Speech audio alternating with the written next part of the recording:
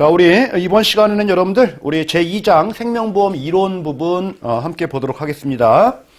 자, 우리 지난 시간에도 말씀드렸듯이 생명보험의 의의라는 것은 여러분들 서로 돕는 제도이다라고 되어 있죠. 그래서 상부상조 정신을 바탕으로 하는 경제, 돈과 관련된 제도이다라는 거예요.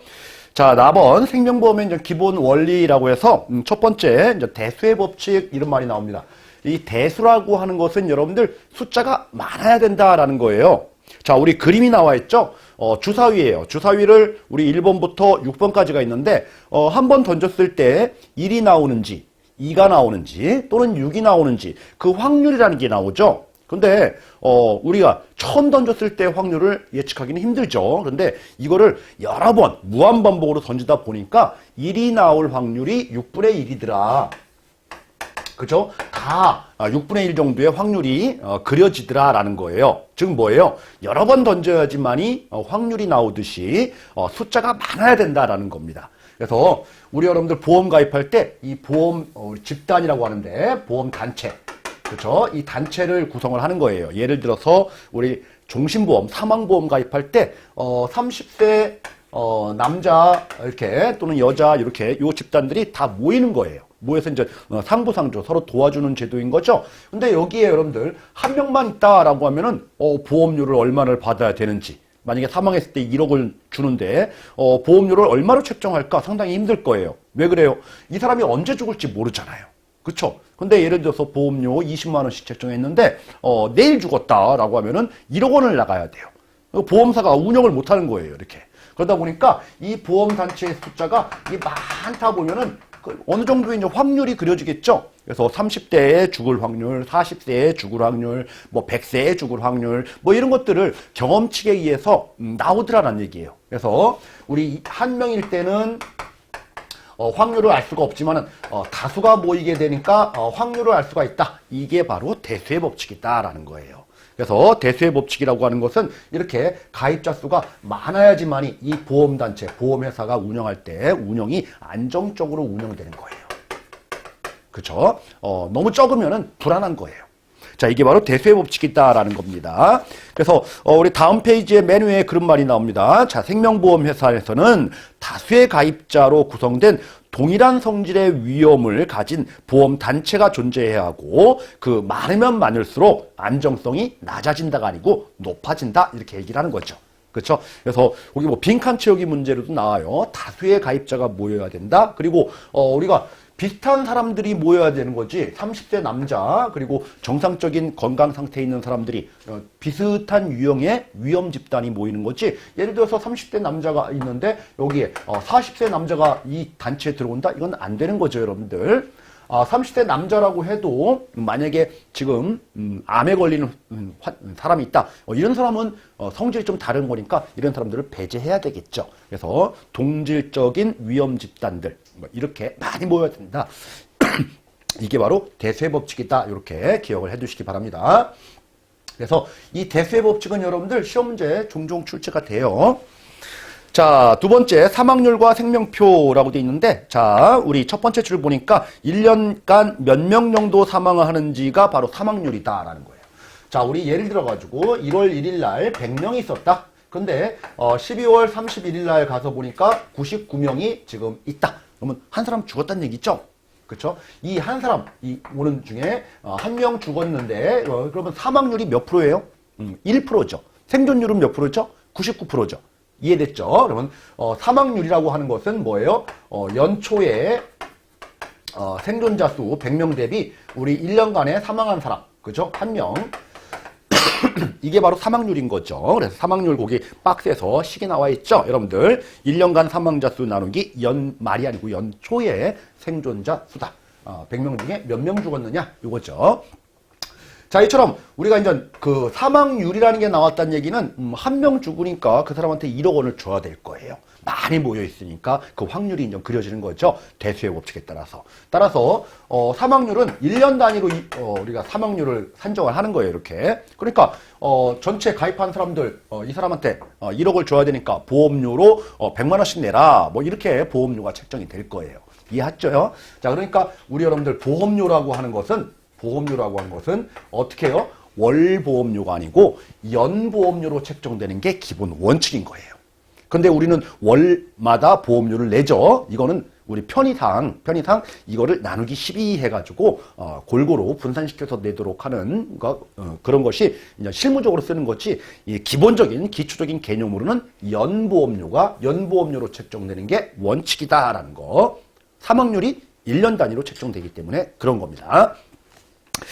자, 다음 여러분들 생명표라는 게 나와 있는데요. 생명표. 어느 정도 우리가 사느냐라는 거죠. 몇 살까지 사느냐. 이거 전 국민을 대상으로 나온 생명표가 국민생명표라는 게 있고요. 우리 보험회사는 여러분들 우리 동질적인 위험 집단들이 모여야 되기 때문에 혹시라도 사고가 많이 났던 환자라든지 뭐 이런 아픈 사람들 보험에 가입을 안 하죠. 못 하죠. 자, 보험 가입할 수 있는 정상적인 상태에 있는 사람들은 국민 전체의 그 사망보다는 더 오래 살 거예요. 그렇죠? 이런 것들을 보험회사가 경험을 해봤다라는 거죠. 이게 바로 이제 경험생명표라는 거예요. 경험생명표. 그래서 국민생명표라는 게 있고요. 경험생명표라는 게 있어요. 자, 그러면은 여러분들 우리 생명보험회사에서의 쓰는 생명표는 이 경험생명표를 쓰는 거예요. 그래서 보통 5년 단위로 이 표가 바뀌어요. 예전에는 일찍 돌아가셨지만 지금은 오래 살죠. 이처럼 5년 단위로 기본적으로 바뀌는데 뭐 4년 단위로 바뀔 때도 있고요. 지금 현재는 여러분들 이게 개정되면서 지금 현재 9회 9번째 바뀐 거예요. 9회차 경험생명표를 2019년도 4월 이후부터 쓰고 있는 거예요. 그래서 9회까지는 뭐 기억은 안 하셔도 상관없겠지만 생명보험사는 경험생명표를 쓴다. 뭐 이렇게 기억을 해두시면 되겠네요. 자, 다음 여러분들 3번 수지상등의 원칙이라는 말이 나옵니다. 수지상등의 원칙.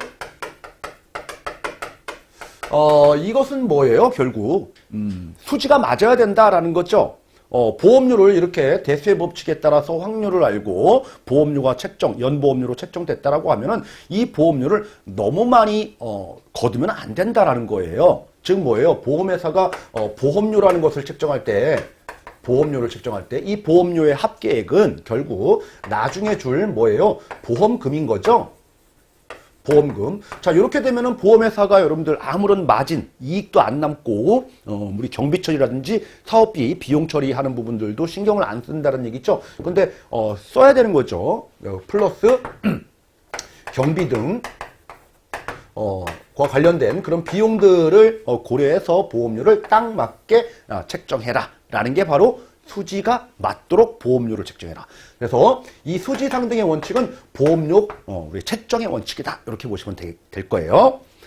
그래서 맨 밑에 줄에 그런 말이 나옵니다. 생명보험의 순보험료는 이 수지 상등의 원칙에 의해서 계산된다. 자, 순보험료라고 나와 있는데 여기서 말하는 보험금 줄 재원에 해당되는 이 보험료를 우리는 순보험료 이렇게 얘기해요. 그리고 각종 쓸 비용들 이런 것들을 우리는 사업비 이렇게 얘기해요. 그래서 이 보험료라고 하는 것은 여러분들 순보험료와 부가적으로 더 곁다리로 붙는 거 이거 사업비라고 하는데 이 부가보험료 두 개로 그냥 구성되어 있는 거예요. 자, 어쨌든 간에 이 보험료 결정 또는 순보험료 결정 사업비는 이제 곁다리로 플러스 알파로 붙는 거니까 어쨌든 이 원칙은 무슨 원칙에 따라서 계산된다? 수지상등의 원칙에 따라서 계산된다. 이렇게 보시면 되는 겁니다. 자, 다음 두 번째 생명보험 계약의 요소라고 되어 있죠. 계약하는 때 어떤 식으로 계약을 하는지 이제 계약 관계자라는 게 나옵니다, 여러분들. 자, 여기서 이제 보험 계약자가 있고요, 피보험자가 있고요, 보험 수익자가 있고, 그리고 보험회사 이렇게 네 개가 이렇게 구성되어 있죠. 이 관계자예요. 자, 뭐냐면은 우리 여러분들 보험회사에 보험 계약을 체결하는 거예요. 그쵸? 이 보험회사는 여러분들 금융기관이죠. 자, 금융기관이니까 보험회사도 있지만 은행도 있고요, 뭐 증권사도 있고요, 많아요. 그렇죠? 이런 우리가 금융기관들을 다 관장하는 곳이 이 금융의 위에 있다라고 해가지고 금융위원회예요. 금융위원회. 그렇죠? 자, 그러니까 맨 밑에 4번 먼저 볼게요. 자, 4번 보험회사는 여러분들 금융위원회 사업 허가를 받아야 돼요. 금융위원회 사업 허가를 받아야지만이 우리 보험회사를 경영할 수가 있는 거예요. 이해하셨죠? 어디예요? 금융위원회. 뭐 금융감독원 그럼 틀려요. 그렇죠? 자, 다음으로 그러면 보험회사에 보험 가입을 하는데 가입하는 자를 보니까 우리 보험 계약자라는 사람이 있고요. 그리고 피보험자라는 자도 있고요. 그리고 여러분들 보험 수익자라는 자도 있다. 이렇게 세 가지 관계자가 있는 겁니다. 우리 입장에서는. 그러니까 총 보험회사까지 하면 관계자가 4명인 거죠. 자, 계약자는 여러분들 나 이거 보험 가입할래요 라고 해서 보험회사에 얘기하는 사람이에요. 그죠? 그러면 보험회사가 그래 받아줄게 라고 하는 거죠. 그리고 보험회사에 돈을 내야 되겠죠. 보험료를 내는 거예요. 보험료를 내는 사람. 그쵸? 보험료 납부. 그러면서 여러분들 어떻게 얘기를 하는 거냐면 이 계약자는 누구를 대상으로 이건 대상이에요. 피보험자. 예를 들어서 사망보험 가입할 때 누가 죽으면은 보험금 타겠다. 그 누가가 바로 대상인 거죠. 뭐 피를 흘리고 죽는다라고 해서 이제 피보험자. 그렇죠? 이 피보험자를 대상으로 보험 가입할래요라는 거예요. 그러니까 이 사람들이 뭐예요? 이 사람들이 많이 모이는 거죠. 이 사람들이 동질적인 위험 집단을 구성을 하는 거예요. 이해하셨죠? 자, 그래서 만약에 사망하게 되면 보험금 탈래요라고 하는 게 이제 수익자예요. 보험금 받는 자. 이 자는 이제 보험금 받는 자. 보험금 수령. 그쵸? 이 자는 대상자, 사망할 자. 이렇게. 자, 그러면 여러분들 보험 계약자가 이런 사람들을 지정하는 거예요. 그쵸? 그래서 시험 문제가 보험 수익자를 지정할 수 있는 자는 누구냐라고 하면 보험 계약자인 거예요. 이해하셨죠? 요 피보험자가 아니고 보험회사도 아니고요. 자, 그래서 보험 수익자가 A였는데 B로 바꿀래요 라고 하면 이것도 변경이죠. 이 변경할 수 있는 자는 누구냐라고 하면 이 자도 보험 계약자인 거예요. 이해하셨죠? 자, 이렇게 이제 보험 계약자가 보험 계약을 체결하면서 우리가 보험 수익자도 지정하고 이제 변경한 자가 이제 보험 계약자인데 이 계약자는 돈을 납부할 수 있는 능력만 있으면 되는 거예요. 그래서 사람도 되고요. 그리고 법인도 다 돼요. 법인 계약도. 숫자도 여러분들 1명 아니고 2, 3명이도 상관없어요. 이해하셨죠? 자, 그런데 만약에 이제 19세 미만자가 보험 계약자로 오게 되면은 약간 미성년자다 싶어서 보험회사 입장에서는 이거 안 되는데요. 처음에는. 그러다가 아니에요. 부모님의 법정 대리인의 동의를 받으면 받아줘요. 그래서 그런 말이 나와 있죠. 세 번째 줄에. 자, 19세 미만자는 친권자 또는 후견인, 법정 대리인의 동의가 필요하다. 이런 말들. 자, 이런 정도는 체크를 좀 해두시기 바랍니다. 자, 다음 이제 피보험자 관련된 부분 볼게요. 자, 피보험자는 이제 법인은 죽는 게 아니니까 사람만 대상으로 하는 거죠. 그래서 여기도 여러분들 1명에도 되고요. 여러 명에도 상관없어요. 숫자의 제한은 다 없어요. 수익자도 마찬가지고 피보험자도 마찬가지고 계약자도 마찬가지고 제한은 없다. 숫자에는. 자, 그런데 여러분들 만약에 계약자가 갑이었어요. 자, 우리 피보험자도 갑이에요. 수익자는 을 이렇게 지정했어요. 즉 뭐예요? 내가 죽으면은 을이 보험금 탄다. 뭐 이렇게 계약을 체결하는 거죠. 자, 그런데 만약에 우리 피보험자를 병으로 했어요. 그렇죠? 그러면은 병이 죽으면은 을이 보험금 탄다 이거잖아요. 자, 즉 뭐예요? 이 계약한 사람하고 피보험자하고 지금 만약에 다르다라고 하면은 무슨 문제가 생길까요, 여러분들? 사회적으로 아주 안 좋은 생각을 하게 되면은 보험 가지고 사기칠 수가 있어요. 어떻게 해요? 고의로 만약에 우리가 병을 살해해서 그쵸? 보험금을 탈 수도 있다라는 거예요. 그러면은 이 병 입장에서 보면은 상당히 위험하죠. 그죠? 이런 계약이 본인도 모르게 계약이 체결되면 안 되겠죠. 자, 이런 보험을 우리는 타인의 보험 이렇게 얘기해요. 타인의 보험. 그러니까 남의 다른 사람을 보험 가입 대상자로 해서 가입을 시켰다라는 거죠. 자, 이런 보험, 타인의 보험에서는 반드시 여러분들 요 피보험자의 우리가 서면 동의를 받아야 돼요. 서면 동의. 구두 동의 안 돼요. 말로 하면 안 돼요. 반드시 서류로 동의, 사인을 받아야 됩니다. 이게 만약에 안 받는다, 서면 동의가 없다라고 하면은 어떤 거가 되냐면 이 계약 자체가 성립이 안 된 거예요. 무효 사유예요. 무효. 애초부터 이 계약이 없는 겁니다. 이해하시죠? 그래서 계약자와 피보험자가 다른 그런 우리가 사망 보장하는 보험에서 이 피보험자의 구두 동의 아닙니다. 서면 동의는 반드시 필요하다라는 거 꼭 기억을 해두시기 바랍니다. 이해하셨죠? 자, 다음이 좀 보험 수익자는 좀 보험금 수령하는 자. 이렇게 보시면 되겠네요. 제한은 없다. 자, 다음 저 보험회사, 이렇게 보험계약 관계자에 대해서 이렇게 좀 설명을 드렸네요. 이렇게 어려운 내용은 아니었고요. 자, 다음 여러분들 나번 생명보험 계약 내용 해서 보도록 하죠. 자, 첫 번째는 좀 보험 사고라는 거예요. 사고는 뭐예요? 이 피보험자가 죽었다, 아팠다, 암에 걸렸다, 이게 이제 보험금 지급할 거리가 되는 거죠. 이게 사건 사고예요. 그래서 보험 사고라고 하는 것은 그 세 번째 줄에 뭐예요? 보험금 지급 사유랑 같은 말이다라는 거예요. 자, 다음 보험 기간이라는 게 있습니다. 보험 기간은 뭐예요? 보험 가입해가지고 언제까지 보장해주겠다? 뭐 20년이면 20년, 종신이면 종신, 그쵸? 그 기간 동안에 책임지고 우리가 위험을 보장해주겠다라고 해서 위험기간 또는 책임기간 이렇게 얘기를 하는 게 바로 보험기간이다. 자, 다음 보험료 납입기간이라는 게 있습니다. 자, 우리 보험기간이 예를 들어서 20년 동안 보험기간이다 라고 했는데 20년 동안 보험료를 낼 수도 있지만은 일시납할 수도 있고 아니면은 5년 납, 10년 납 이렇게 납입을 할 수가 있는 거죠. 보험료 납입. 그래서 이 보험료 납입기간하고 보험기간하고는 일치할 수도 있지만은 일치하지 않을 수도 있다라는 거예요. 그래서 보험료 납입기간과 관련된 부분을 좀 보시게 되면은 우리가 박스가 나와요. 첫 번째 보니까 전기납이라는 거였어요.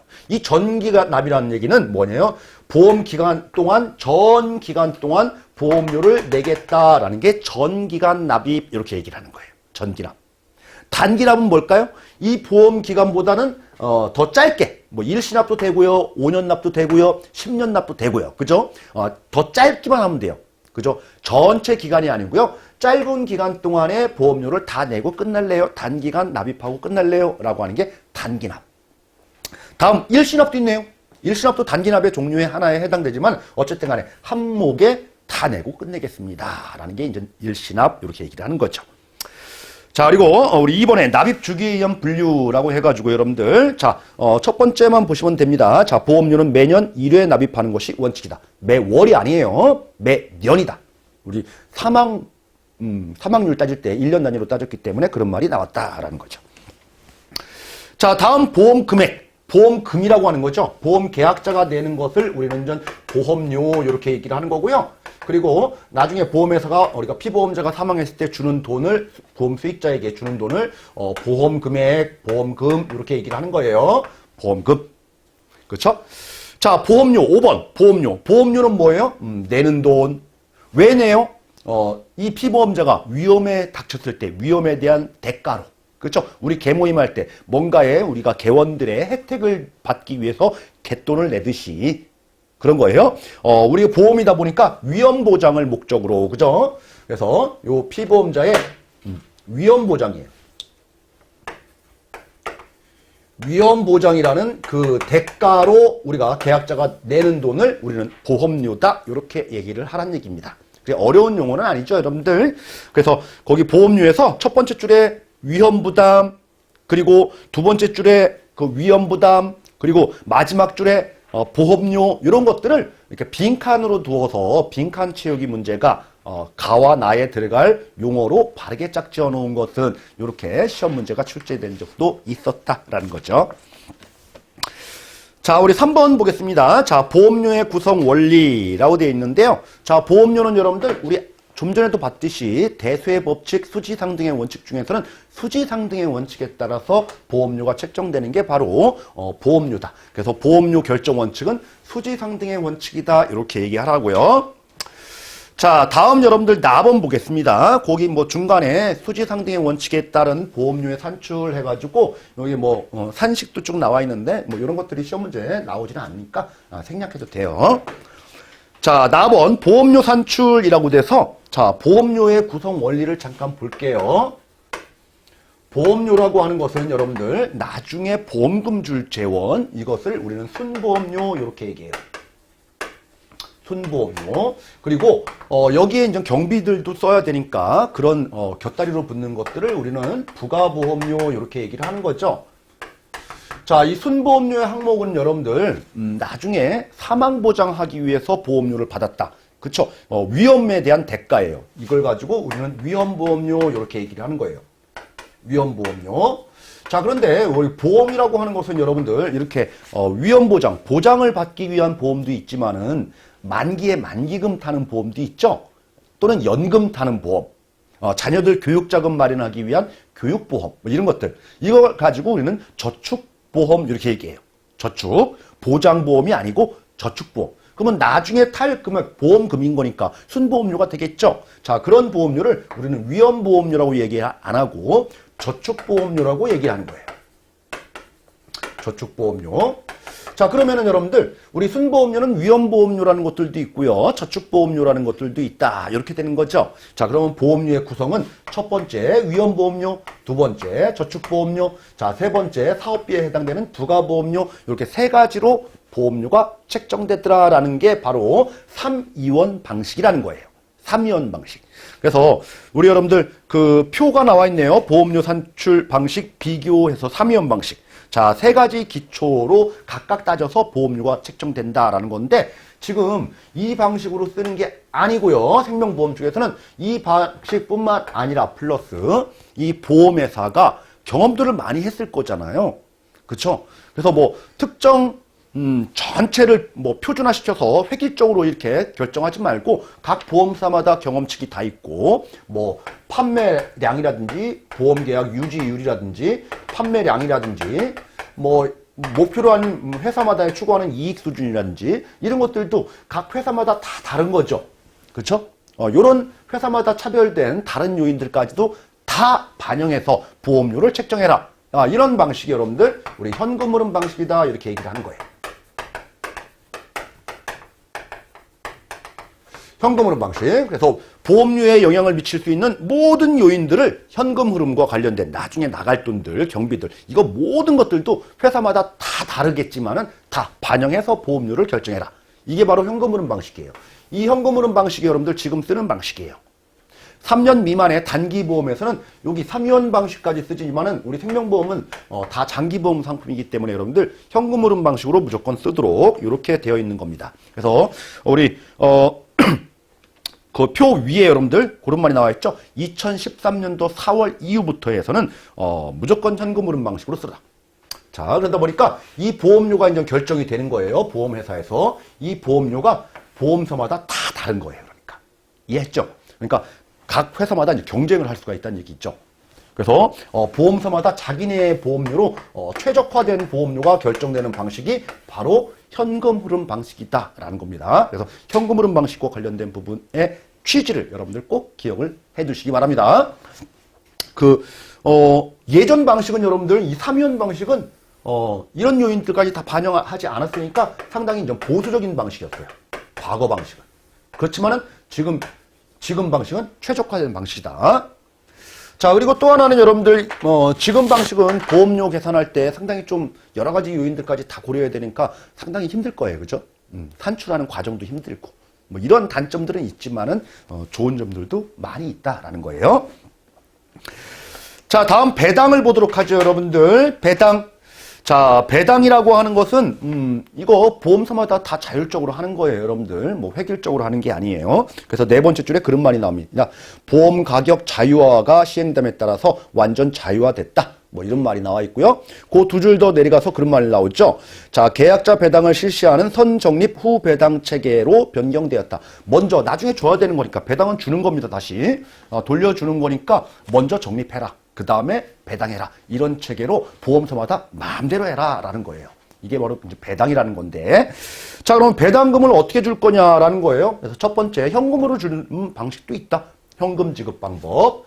자, 우리 다음 두 번째는 여러분들, 보험료 상계 방법이라는 게 있어요. 우리 어쨌든 보험료를 내죠. 근데 배당금 받을 게 있다라고 하면은 이거 차감하고, 그죠? 서로 상쇄시키겠다는 얘기죠. 이런 식으로 해서 배당금을 줄 수도 있다라는 거예요. 자, 다음 4번에 보험금 또는 재환급금 지급 시 가산 방법이라고 돼 있어요. 배당금을 보험회사가 모아뒀다가 나중에 만기가 됐건 뭐 사고가 일어나서 보험금을 지급하건 이때 다시 돌려줄 금액에다가 플러스 배당까지 얹혀가지고 가산해서 주는 방식도 있다라는 거죠. 자, 그때 현금 주는 방식, 그리고 보험료랑 상계시키는 방식, 그리고 나중에 더해서 주는 방식. 자, 이렇게 네 가지 방식이 있다라는 거예요. 근데 시험 문제가 배당금 지급 방식이 아닌 것은 해가지고 보험금 차감 방식 이래서 틀린 말로도 나와 있어요. 보험금에 더해서 가산 방법으로 주는 거지 차감 방식이 아니죠, 여러분들. 자, 다음에 무배당 보험이라는 게 있어요. 그래서 이런 얘기 많이 들었을 거예요. 배당 준다라고 하면은 유배당 보험 이렇게 돼 있고요. 배당을 안 준다라고 하면은 무배당 보험 이렇게 돼 있어요. 나중에 돌려줄 돈이 더 있으니까 유배당 보험은 여러분들 이 무배당 보험에 비해서 보험료가 더 비싸죠. 그렇죠? 이거는 뭐예요? 일정 부분 안 주니까 보험료 할인 혜택들이 많아가지고 보험료가 더 할인돼가지고 더 싼 거예요. 무배당 보험. 그래서 시험 문제가 자 무배당 보험은 할증된다 그럼 틀려요. 할인되는 거죠. 더 싸게. 자 다음 3번 보험 안내 자료상 배당에 대한 예상 기재 금지와 예외 이런 말이 나와 있네요. 자 이런 배당이 원래 애초부터 있던 상품은 상관없겠지만 여러분들 원래는 없는 거예요. 배당이라는 것. 자 배당은 이렇게 보시면 돼요. 우리 이제 기본적인 개념 차원에서. 자, 우리 보험료 P라고 할게요. 보험료라고 하는 것은 세 가지 요소로만 볼게요. 자, 우리 위험보험료라는 게 있고요. 그리고 저축보험료라는 게 있고, 좀 전에 봤죠? 이게 말은 이제 손보험료에 해당되는 거고, 그리고 이제 부가보험료, 부가적으로 더 얹혀서 사업비에 해당되는 보험료가 있는데, 그거 이외에도 여러분들 보험사마다의 각종 현금 흐름에 영향을 미치는 요인까지 다 고려해가지고 보험료가 결정이 되는 거죠. 자, 그런데 나중에 위험을 닥칠 거니까 보험회사는 예상을 하는 거예요. 그렇죠? 어느 정도 우리가 받으면 되겠다. 그리고 어느 정도 받아야지만이 나중에 만기금을 줄 수가 있겠다. 어느 정도 경비를 쓸 걸로 예측해가지고 보험료를 주겠다. 이런 것들을 우리는 예정한다라고 해서 예정 기초율 이렇게 얘기해요. 예정률 이렇게 보시면 되는 거예요. 예상하는 거예요. 그런데 실제하고는 다르겠죠, 여러분들. 실제 닥쳐봐야지 아는 거잖아요. 그렇죠? 그러면 이게 분명히 격차가 존재할 거다, 같지는 않을 거다라는 거죠. 그래서 예상보다 너무 많이 받으면은 차이가 나는 부분들은 돌려주란 얘기예요. 이해하셨죠? 그래서 여기서 나는 차이를 우리가 위험률 차 배당, 여기는 이자율 차 배당, 여기는 사업비 차 배당 이렇게 얘기해요. 이해하셨나요? 뭔지? 자, 그러면 배당을 이렇게 주는데 어느 정도 줄 겁니다라고 해가지고 앞으로 닥치지도 않은 사건들을 예상해가지고 이 정도 줄 걸로 보입니다라고 해서 안내표를 만들어서 고객한테 제시한다? 이거는 하지 말라는 얘기예요. 그래서 보험 안내 자료상 배당에 대한 예상의 기재 금지. 아셨죠? 배당을 우리가 예상해서 이 정도 줄 거다라고 해서 기재는 안 된다. 그런데 단 여러분들 그 맨 밑으로 오셔가지고 맨 밑에 그 네 줄이에요. 네 줄 바로 위에 금융위원회가 필요하다고 인정하는 것은 예외적으로 한다라고 돼 있죠. 그래서 금융위원회가 예외를 하나 인정했는데 그 예외가 뭐냐면은 그 다음 단락에 나와 있죠. 계약자 배당이 있는 연금보험이에요. 즉 연금보험에 한해서는 물론 하나 더 있긴 해요. 변액보험이라는 것도 있긴 한데 그거는 우리 생명보험 시험 영역이 아니니까 일단은 자 어쨌든 이 연금보험과 관련돼서는 우리가 배당 예상액을 예시를 해라라는 거예요. 할 수 있다. 다 안 되지만. 그래서 혹시 여러분들 보장성 보험을 예시할 수 있다면 틀려요. 연금보험이에요. 그죠? 그리고 어떤 보험이에요?